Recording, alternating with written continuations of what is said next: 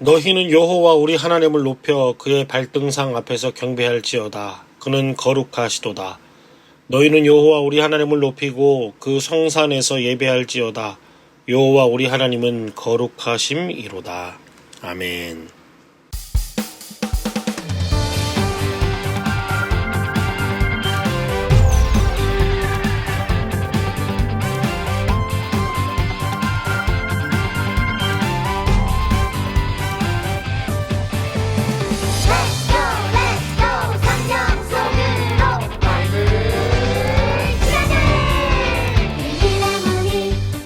열리면 놀라운 이야기가 시작.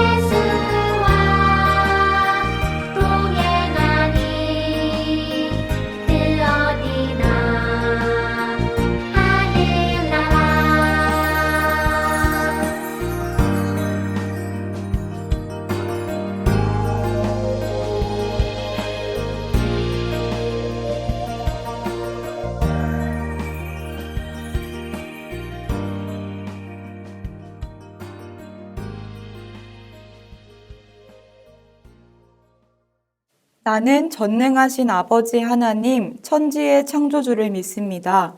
나는 그의 유일하신 아들, 우리 주 예수 그리스도를 믿습니다. 그는 성령으로 잉태되어 동정녀 마리아에게서 나시고 본디오 빌라도에게 고난을 받아 십자가에 못 박혀 죽으시고 장사된 지 사흘 만에 죽은 자 가운데서 다시 살아나셨으며 하늘에 오르시어 전능하신 아버지 하나님 우편에 앉아 계시다가 거기로부터 살아있는 자와 죽은 자를 심판하러 오십니다. 나는 성령을 믿으며 거룩한 공교회와 성도의 교제와 죄를 용서받는 것과 몸의 부활과 영생을 믿습니다. 아멘.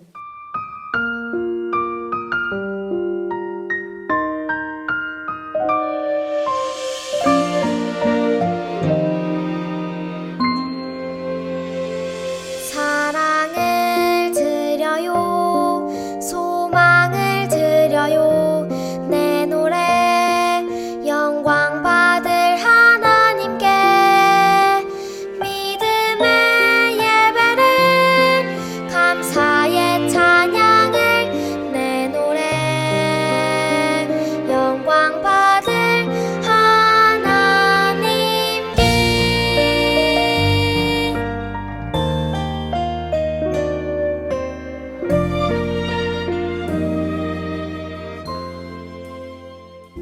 사랑이 충만하신 하나님 아버지, 요즘 코로나가 점점 심각해져서 교회에도 갈 수 없는 상황이 되었어요. 저희가 이런 상황에서도 하나님 보호 안에서 믿음이 바로 설 수 있도록 도와주세요. 하나님의 말씀에 순종하는 멋진 삶을 살 수 있도록 해주세요. 예수님의 이름으로 기도드렸습니다. 아멘.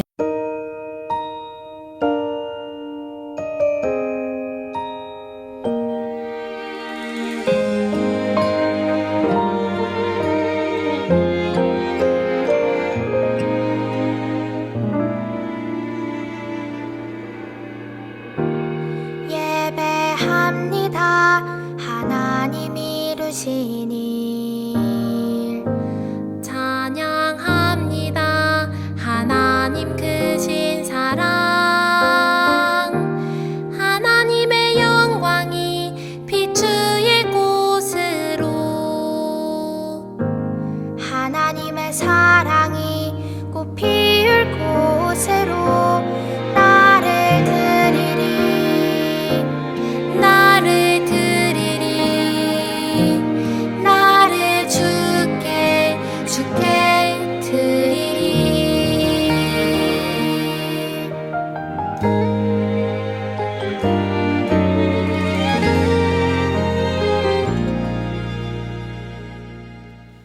오늘 하나님께서 우리에게 주신 말씀은 고린도전서 11장 1절 말씀입니다.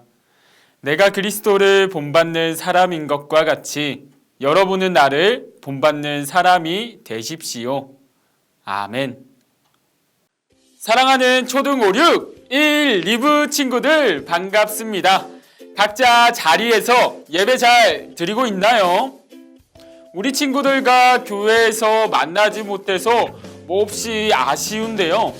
비록 직접 만나지 못하는 상황이지만 하나님께서는 우리 친구들과 예배 가운데 함께 하신다는 사실을 기억하며 오늘 하나님께서 주시는 평안과 도전을 얻는 시간 되기를 바라요.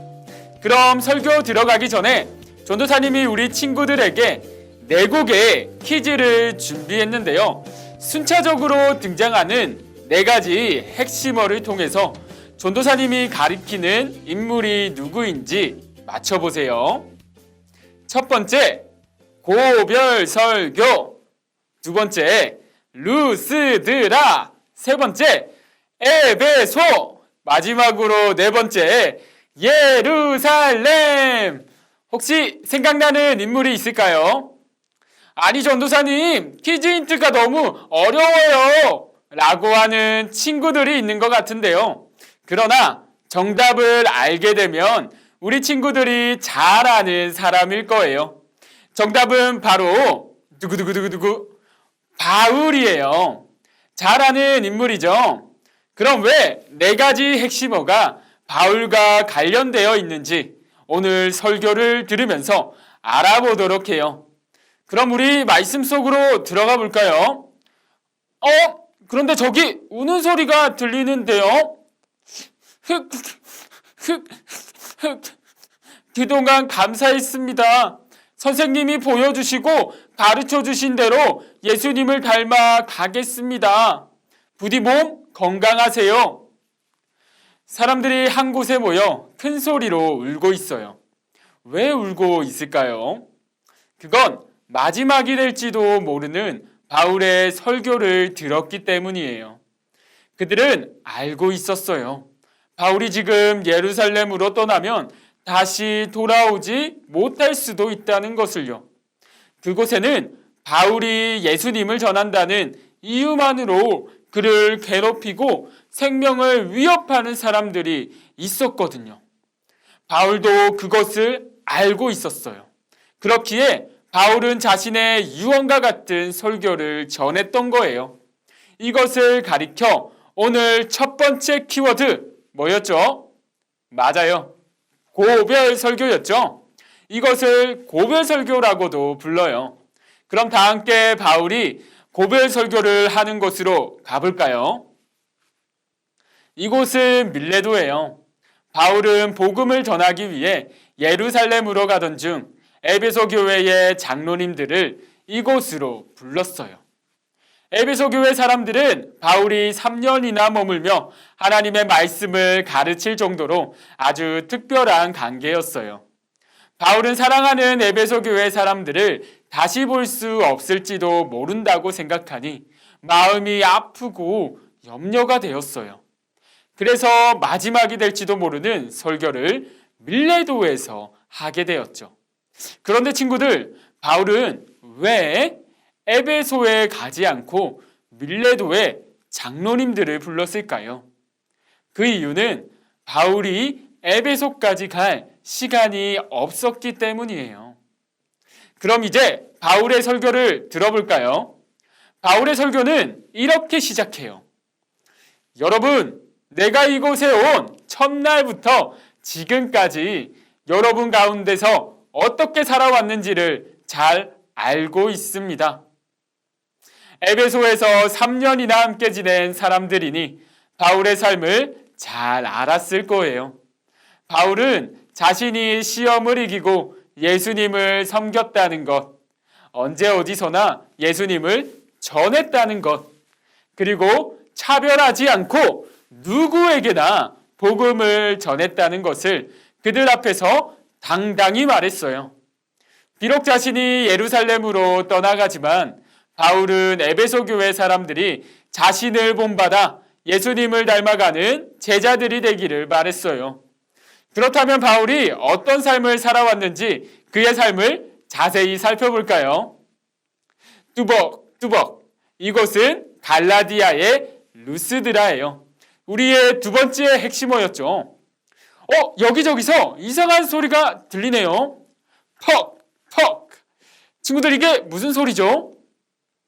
사람들이 바울에게 돌을 던지고 있어요. 복음을 전한다는 이유로 바울을 미워하는 사람들이 그를 죽이려 한 거예요. 돌에 맞은 바울은 힘없이 쓰러졌어요. 그러자 사람들은 바울이 죽은 줄 알고 성 밖으로 끌어냈어요. 그럼에도 불구하고 바울은 열심히 예수님을 전했어요. 그러다가 감옥에 갇히기도 하고 매를 수없이 맞아 죽을 고비도 여러 번 넘겼어요. 하지만 그는 마음이 상하거나 포기하지 않았어요. 예수님처럼 어려운 시험과 고난을 견디며 복음을 증언하는 일을 멈추지 않았어요.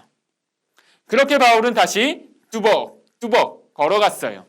이것은 우리의 세 번째 핵심어였던 에베소예요. 친구들, 쉿! 사람들이 집중하며 공부하고 있는 이곳은 두란노 서원이에요. 하나님의 말씀을 듣는 곳이지요. 이곳에서 바울은 사람들에게 하나님의 말씀을 매일매일 가르쳤어요. 아시아 지방의 모든 유대인과 헬라인이 이곳에서 하나님의 말씀을 들었어요. 그뿐 아니에요. 바울은 성령님이 인도하시는 곳이라면 어디든지 가서 열심히 복음을 전했어요. 밤낮을 가리지 않았고 시간과 장소도 중요하지 않았어요. 많은 사람 앞에서도 집집마다 다니면서 거리낌 없이 복음을 전했어요. 상가들에서, 바닷가에서, 길을 걸어가면서, 심지어 집에서 식사할 때도 하나님의 나라를 가르치셨어요. 마치 예수님처럼 말이죠. 예수님을 본받은 바울은 언제 어디서나 복음을 전했어요. 다시 뚜벅뚜벅 바울은 많은 곳을 돌아다니며 복음을 전했어요. 지도 속의 장소들은 바울이 전도 여행을 다녔던 곳이랍니다. 바울은 복음을 이스라엘 사람들에게만 전하지 않고 이방인에게까지 전했어요. 전도 여행을 떠나는 일은 힘들고 고됐지만 바울은 복음을 전하기 위해 먼 길을 기쁜 마음으로 떠났어요. 바울은 유대인이나 헬라인, 종이나 자유인, 남자나 여자를 가리지 않고 모든 사람에게 예수님을 전했어요. 이런 바울의 모습은 차별 없이 모든 사람에게, 특히 힘이 없고 가난한 사람, 무시받고 소외된 사람에게 찾아가 하나님의 나라의 기쁜 소식을 전하셨던 예수님과 꼭 닮았어요. 그렇게 그는 복음의 열정을 품고 이곳저곳에서 복음을 전하고 바로 핵심어 네 번째인 예루살렘을 향해 복음을 전하러 가고 있어요. 뚜벅뚜벅 짜잔! 이곳은 어딜까요, 친구들? 바로 우리 세문안교회예요. 예수님을 본받은 바울이 증언한 복음이 오늘 우리에게까지 전해졌어요. 바울은 죽음도 겁내지 않고 복음을 전했어요. 그래서 이곳저곳에 교회가 세워지고 많은 사람이 예수님을 믿게 되었죠. 우리 사도행전 20장 24절 말씀 함께 읽어볼까요? 그러나 내가 나의 달려갈 길을 다 달리고 주 예수께 받은 사명 곧 하나님의 은혜의 복음을 증언하는 일을 다하기만 하면 나는 내 목숨이 조금도 아깝지 않습니다. 바울은 밀레도에서의 복음을 전하는 것이 얼마나 중요한지 말했어요. 친구들, 바울은 어떻게 복음을 전하는 일에 이렇게 열심을 낼 수 있었을까요? 바울은 예수님이 진짜 구원자이심을 믿었기 때문이에요. 그렇기에 바울은 나의 생명을 구원해 주신 주님께 감사하며 이 진리를 전하지 않고서는 참을 수 없었던 거예요. 주님은 우리 친구들을 그 누구보다 사랑하셨어요. 그래서 자신의 하나밖에 없는 아들을 아까워하지 않으셨죠. 우리가 그분의 자녀가 되어서 할 수 있는 일이 있다면 무엇이 있을까요? 바로 예수님을 모르는 친구들에게 복음을 전하는 일이에요. 이번 한 주간 우리의 삶 속에서 예수님을 전해보는 것은 어떨까요? 우리는 사랑의 행동을 통해 예수님을 전할 수 있을 거예요. 또한 직접적으로 사랑의 예수님을 말로써 전할 수 있을 거예요.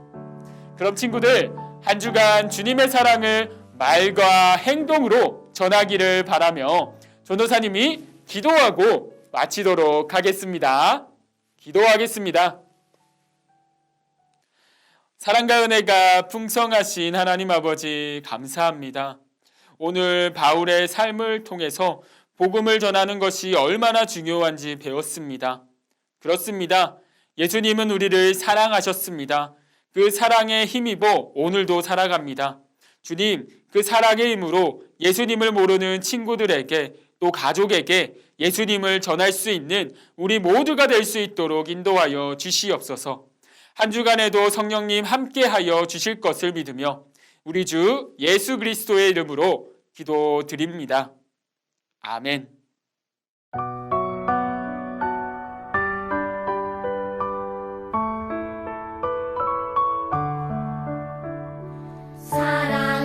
사랑하는 아버지 주님이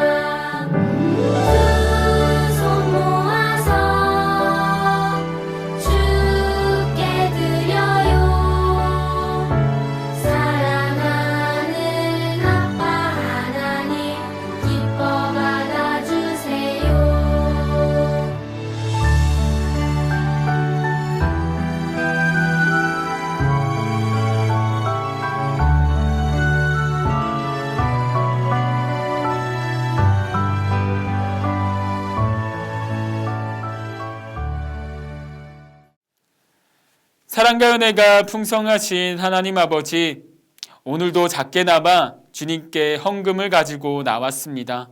주님, 이 헌금은 주님께서 주셨습니다. 나의 삶도 주님의 것입니다. 주님, 이 헌금이 주님의 나라를 확증하는 일에 귀하게 쓰이게 하여 주시고 또한 어려운 이웃에게 귀하게 쓰일 수 있도록 인도하여 주세요. 나의 삶이 주님의 삶임을 고백하며 한 주간에도 주 예수님을 나의 주인 삼고 살아가기를 바라며 살아계신 우리 주 예수 그리스도의 이름으로 기도드립니다. 아멘.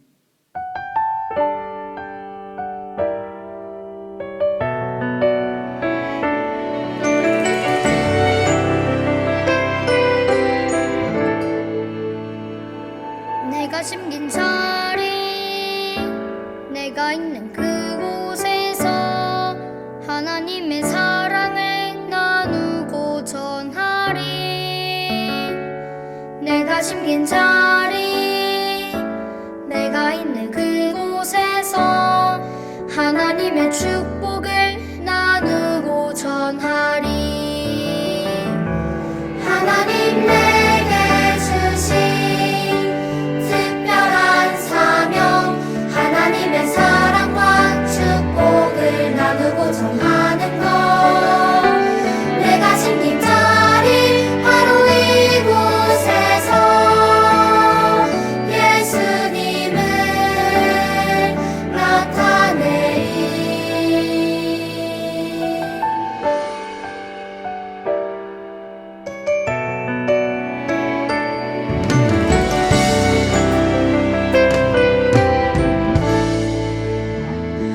내가 숨긴 자리, 내가 있는 그곳에서 하나님의 사랑을 나누고 전하리. 내가 숨긴 자리, 내가 있는 그곳에서 하나님의 축복을 나누고 전하리. 하나님 내게 주신 특별한 사명, 하나님의 사랑과 축복을 나누고 전하는 것. 내가 심긴 자리 바로 이곳에서 예수님을 나타내리. 내가 심긴 자리, 내가 있는 그곳에서 하나님의 사랑을 나누고 전하리. 내가 심긴 자리, 내가 있는 그곳에서 하나님의 축복을 나누고 전하리.